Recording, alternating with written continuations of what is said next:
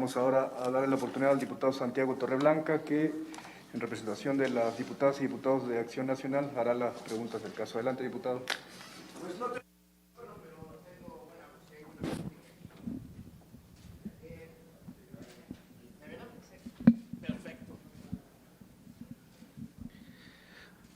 Bueno, primero aclarar que la soberanía es del Estado mexicano y México, gracias a Dios, es más grande que su presidente. México es más grande que la CFE y desde luego que México es más grande que el titular corrupto de la Comisión Federal de Electricidad. Hablaba la maestra Vargas de que el no llevar a cabo la reforma podría en riesgo la infraestructura. Al contrario, la falta de inversión en generación, transmisión y distribución es lo que pone en riesgo la seguridad energética. Y sin un esquema en el que participemos de manera ordenada todas y todos, va a ser imposible dar cumplimiento a esto. Los defensores de la iniciativa hablan y hablan y hablan de los productores independientes de energía, cuando bien saben ellos que esa figura desapareció con la ley vigente y que aquellos contratos que siguen a la fecha se otorgaron al amparo de la legislación anterior. Pero, por cierto, bajo este esquema se produce el 31% de la electricidad.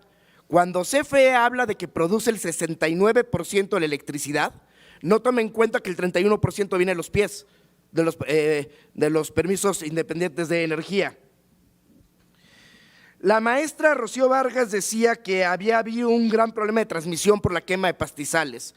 Precisamente la transmisión y distribución es y debe ser facultad exclusiva del Estado.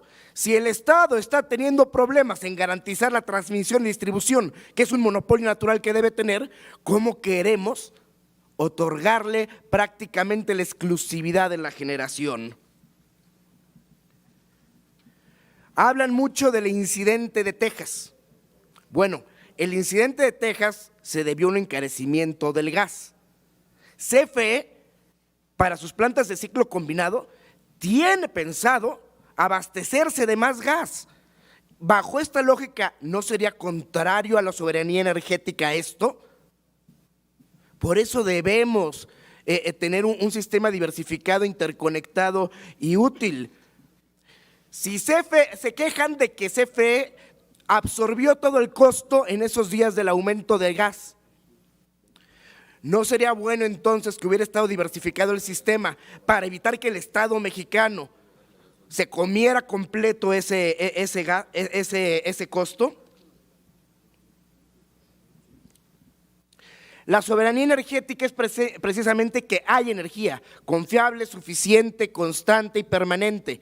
De nada me sirve que el recibo artificialmente me lo pongan en $1, porque eso lo está pagando el contribuyente, eso lo está pagando el Estado.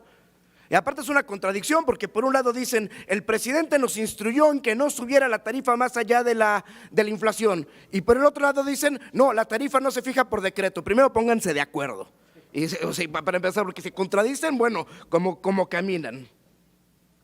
Dicen que el sistema eléctrico tiene un 99.21 de cobertura. Bueno, si funciona también actualmente bajo la ley vigente, ¿para qué quieren hacer una reforma?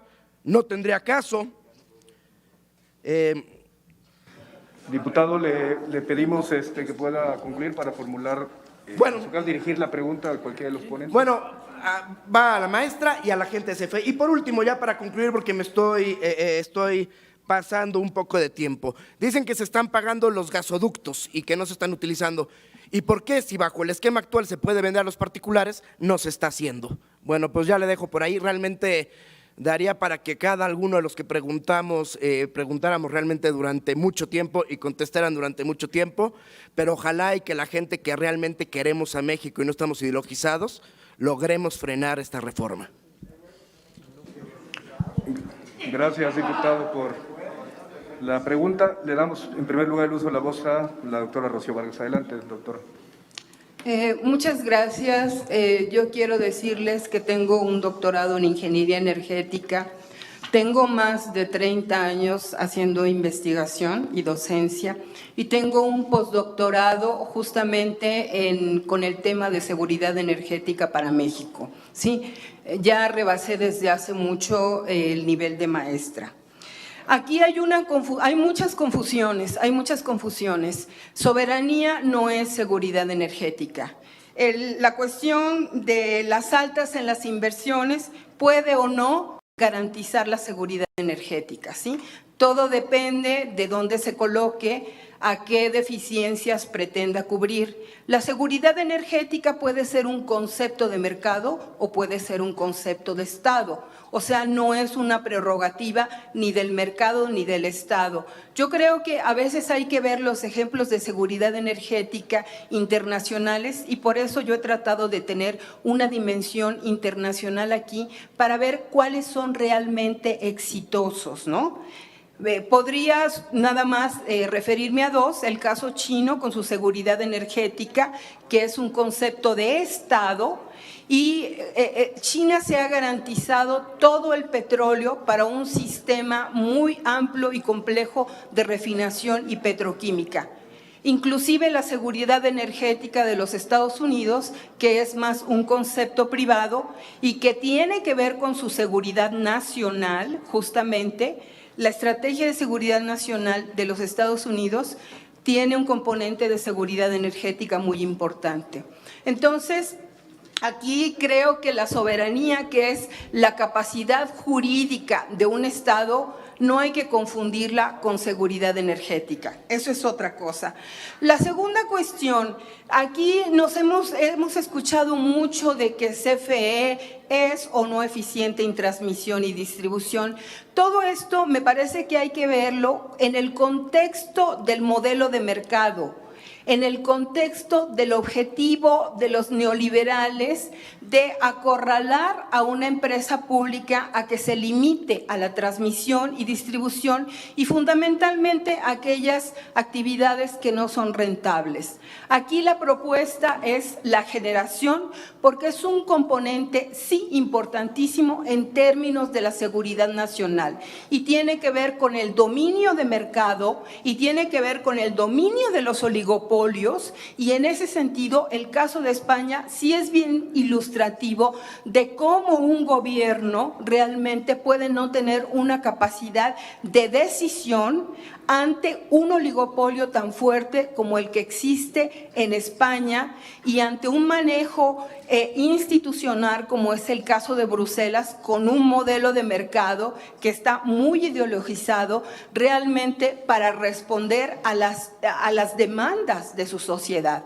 Tenemos un caso ya de pobreza energética que se va a extender a muchos países de la Unión Europea justamente por todos estos sesgos ideológicos de este modelo de mercado. Entonces, no es gratuito que estemos llevando a CFE a que se quede con las actividades menos rentables, monopólicas, ¿no? Y aquí hay otra falacia en esta cuestión del monopolio, porque la mayor falacia con el monopolio es que el verdadero problema se elude. El problema del monopolio es el precio, la capacidad de poner el precio al nivel que quieran los productores.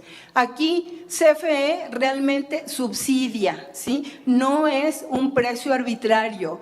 El ejemplo del monopolio lo podemos tener, por ejemplo, en el caso de Enron, que subió las tarifas al nivel que quiso, endeudando al Estado californiano por años. Ese es el verdadero problema del monopolio. El problema del monopolio no tiene ni siquiera que ver necesaria o únicamente con la integración vertical o horizontal. Vean ustedes, por ejemplo, BP, vean, por ejemplo, Exxon, son empresas integradas del pozo a la bomba de gasolina, ¿no? Ahí no hay problema. Los monopolios que realmente tienen que ver con estructuras de mercado los llamamos gigantes tecnológicos, ¿sí? Son monopolios. Microsoft, los monopolios digitales, ¿no? Hoy día, los monopolios financieros, esos son verdaderos monopolios. La cuestión del gas, para finalizar, esta cuestión que ahora están criticando, que fue, nosotros estamos recibiendo este legado neoliberal de que es un problema verdadero de todo lo que se tiene que pagar por el gas. Aún así, se ha capitalizado una situación adversa, ¿sí?, como este compromiso en términos bien positivos.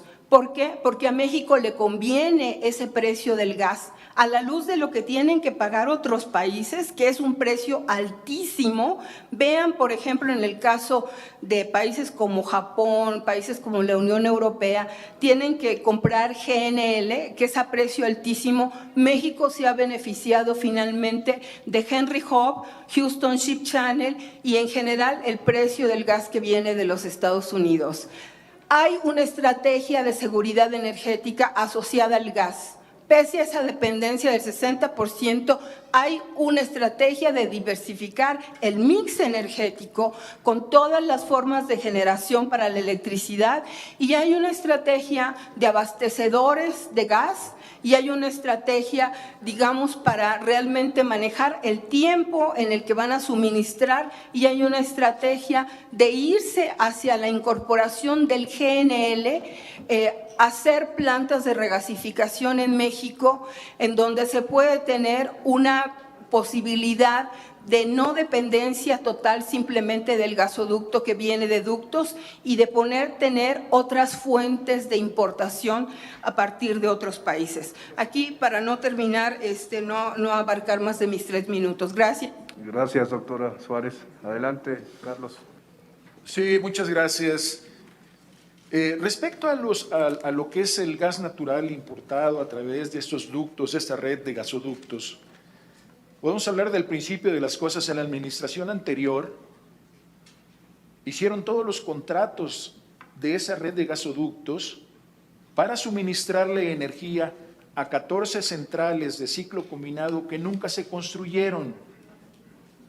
Entonces dejan una red de gasoductos donde se utiliza actualmente al 27%, pero tenemos que estar pagando por la reserva de capacidad de esos ductos sobre los 60,000 millones de pesos al año.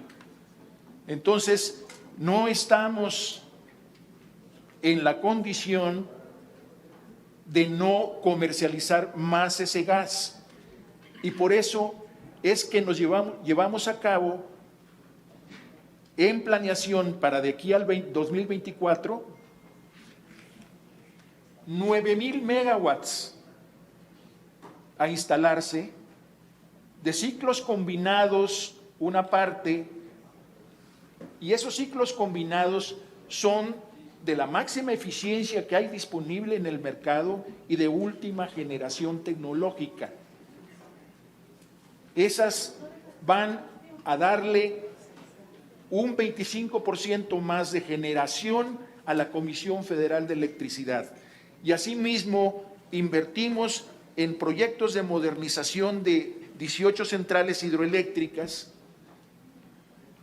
que vamos a hacer una inversión de 20,624 millones de pesos.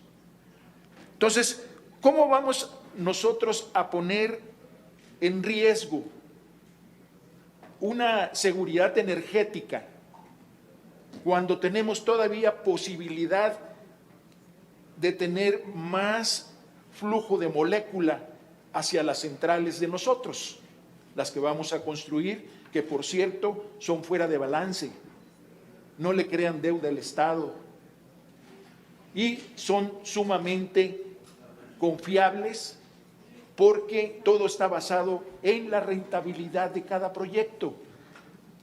No hay ninguna condición diferente. Entonces estamos hablando en total de 9,021 megawatts que se van a instalar y con un costo de 168,066 millones de pesos. Entonces tenemos también la condición de señalarles a ustedes en cuanto a la pregunta del por qué no nos hacemos cargo únicamente de lo que es la transmisión y la distribución, el momento en el que se encuentra actualmente el sistema, con la reforma energética del 2013, es insostenible y es inviable, es desordenada. No hay manera de llegar a una condición de crecimiento equilibrado del sistema eléctrico nacional que requiere de todas las tecnologías, incluyendo todas las energías limpias, incluyendo la nuclear, que también, si leen ustedes la ley de la industria eléctrica, está considerada como energía limpia.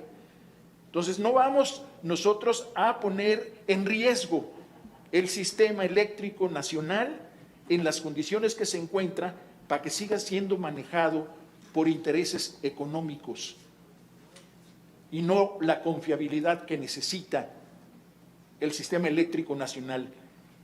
Es la máquina más grande, más importante que construyó el hombre en el siglo XX. Y vaya que se construyeron muchas cosas en ese siglo. Y ahora, para el 2021, para todo lo que es el siglo XXI, vamos a tener nosotros como una parte de las 5 empresas más importantes. Por eso el tamaño y la robustez de nuestro sistema eléctrico nacional se encuentra en riesgo también de continuarse estas cosas como están. Por eso se requiere esta reforma constitucional en materia eléctrica. Muchas gracias.